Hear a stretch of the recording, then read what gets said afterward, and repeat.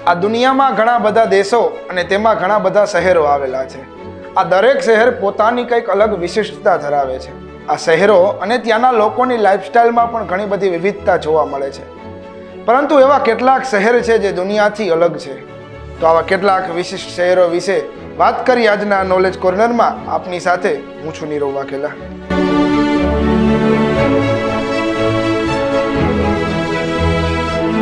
સૌપ્રથમ વાત કરીએ કોબરપેડી। આ જગ્યાનો ઇતિહાસ વિશે વાત કરીએ તો ત્યાં એક ખજાનો હતો અને આ ખજાનો ઓપેલનો હતો।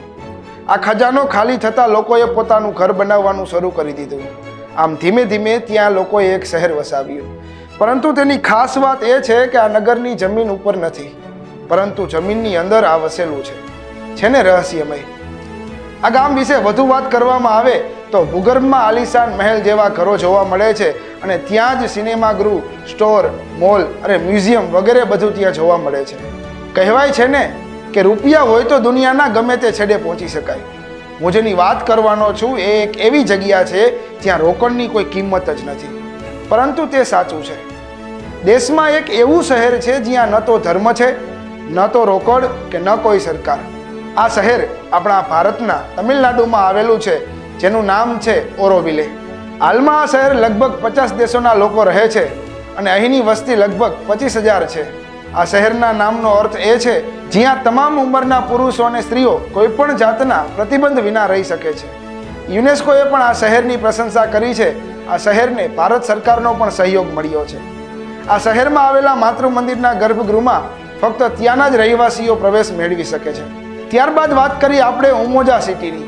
માત્ર મહિલા સશક્તિકરણની વાત નહીં, પણ આજે હું તમને એવા જ એક શહેરની સફરે લઈ જઈશ જ્યાં માત્ર સ્ત્રીઓ જ પ્રવેશ કરી શકે છે। કેન્યામાં એક એવું પણ ગામ આવેલું છે જ્યાં મહિલાઓ દ્વારા શાસન કરવામાં આવે છે। આ છે કેન્યાનું ઉમોજા।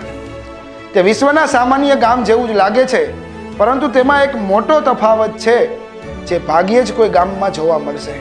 આ ગામમાં પુરુષોના પ્રવેશ પર પ્રતિબંધ છે। આ ગામનું શાસન મહિલાઓ દ્વારા કરવામાં આવે છે। આ ગામની સ્થાપના લગભગ 30 વર્ષ પહેલા થઈ હતી। અહીં રહેતી મહિલાઓ શરણાર્થી છે અને આ તમામ મહિલાઓ સંબુર જનજાતિનો એક નાનો હિસ્સો છે જેને મસાઈ સમુદાયનો ભાગ માનવામાં આવે છે। તો તમે પણ આવા વિશિષ્ટ શહેરો અને વિશિષ્ટતા વિશે જાણો છો તો જણાવો કોમેન્ટમાં। બસ આજના વિષયમાં આટલું જ। હવે મને રજા આપશો। નમસ્કાર।